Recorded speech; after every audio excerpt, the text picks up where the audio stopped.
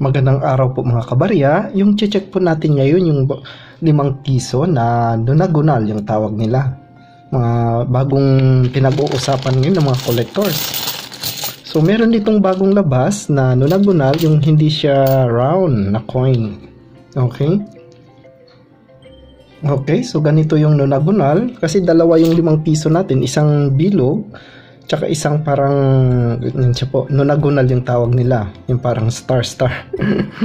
Hindi naman siya perfect na round, pero yun nga yung term nila dito, nonagonal. Yung may mga lumilitaw na usap-usapan ng mga marites na meron daw bagong labas 2021 5 peso na pwede daw maibebenta sa mga collectors, coin collectors. So nag-search agad ako online sa ating website. And Viola, ang daming ang nagpo-post pala ng item na ito na for sale. Mayroong 100 peso. I-flash ko din dito sa screen. I-screenshot ko para makita nyo rin sa vlog video natin. So nagugulat nga ako, ang dami palang nagpo-post nito na for sale online. Wow. Yung sa akin naman, yung collection ko as a collector, ABS. So kinokolekta ko na lang sila ng per year since 2017, 18, and 19. So parang katuwaan lang, pero hindi ko siya expected yung dami palang nagbebenta ng 2021. So meron din akong 2020 and 2021. So far sa 2021, isa pa lang yung meron ako. Medyo mailap pa siya sa ngayon. And ang composition nito, check na lang din natin since sinilip na natin yung barya. Kunin ko lang yung aking salamin. According dito sa website, yung composition po ng baryang ito ay 7.4 grams nickel plated steel. So baka lang po ito siya, nickel plated lang po, kaya medyo makintab, pero pag nabasa ng ulan, kinakalawang sila. And then nonagonal means yung pala ibig sabihin nun, 9-sided siya. Okay, na diameter of 25 mm, thickness of 2.2. So yun po yung specification niya base sa website ng Numista. Okay, then kung tingnan din natin dito sa ating Bangko Sentral na booklet, ma-check natin lahat. Ayan. So ito na yung new generation currency or NGC na coin. So nandyan yung mga coins. Ito yun siya, yung pinagkaguluhan na bago na disenyo. And then okay, yung specification nila nandito na rin sa booklet. Yung 5 peso, ayan. Okay. So, yung bagong labas na 2021, may nagsasabi na binibili na daw ng mga collector. So, wag po tayong bastang mag-ano po doon, magpapaniwala. Although nakita natin online na may mga posting na for sale, pero wala po talagang collector na bumibili nito na as parang normally. Merong mga bumibili, siguro dahil meron silang project na ginagawa, binubuo nilang isang frame, madalas isang frame na na coins. Yun yung ginagawa nila. Halimbawa, isang frame na 4 o 5 peso. Ayan. So, para mabuo nila, o kaya hindi sila makahanap-hanap agad, o kaya para mapuno agad, at mapa-frame na, bumibili sila ng certain coin, yung hinahanap nila. Pero hindi yun siya regular. Kumbaga, kailangan lang. Okay? So, yun siguro. May mga collector kasi nagbubuo ng, halimbawa, 4 o 5 peso. Starting, anong year ba to siya? Nag-umpisa dito ng March 2018. So, siguro binubuo nila 2018 hanggang 2021. Tapos ipapa-frame nila. Ito lang yung hindi nila mahanap, yung 5 peso na 2021. Kaya bumibili sila. But regularly or commonly, hindi po to siya rare. Although kung tingnan kasi natin siya dito sa website ng Numista, meron kasi ding basihan kaya medyo nagkagulo. Okay. Flash ko rin dito sa screen natin yung screenshot ko later. Yung vintage daw ng 2021 ay only 2%. Okay? So yan yung pinagkakaguluhan nila ngayon. 2% lang, napakakunti lang lumabas dito sa circulation. Kaya medyo bihira tayo makahanap ng 5 peso NGC 2021.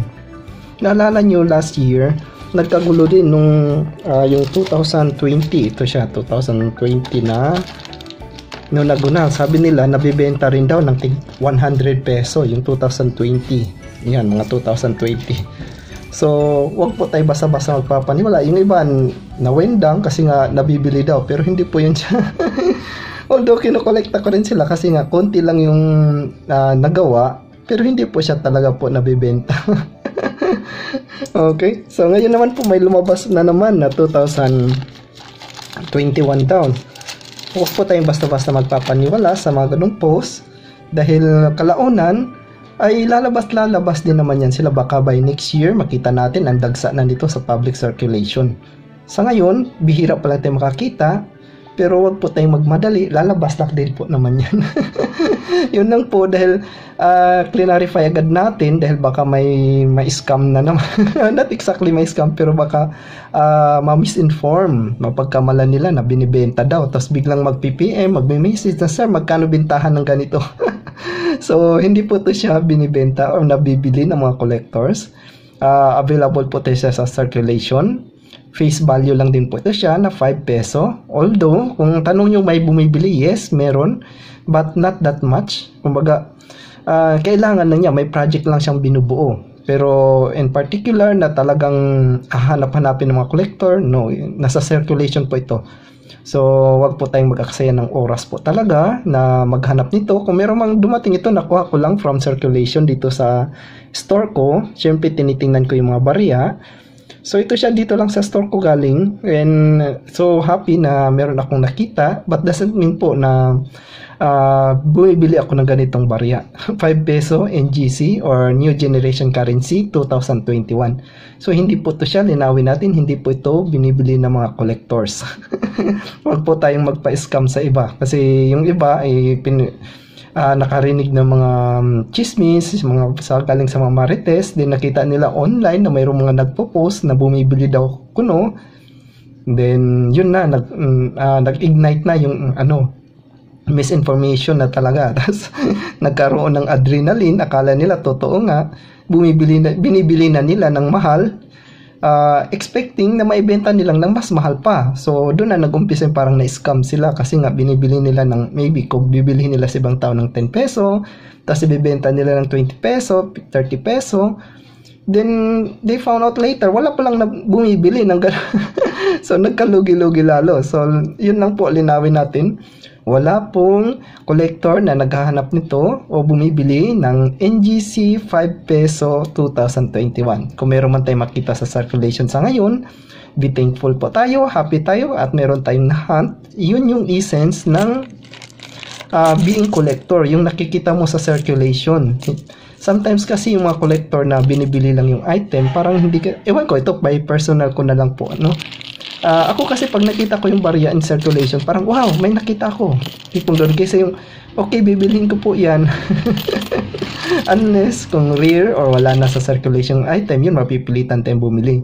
But for this one na nasa circulation, mas enjoyable pag nakita natin sila in circulation, yung umabot sa bigla sa mapalad natin, biglang bumagsak, hulog ng langit, uy, ito na.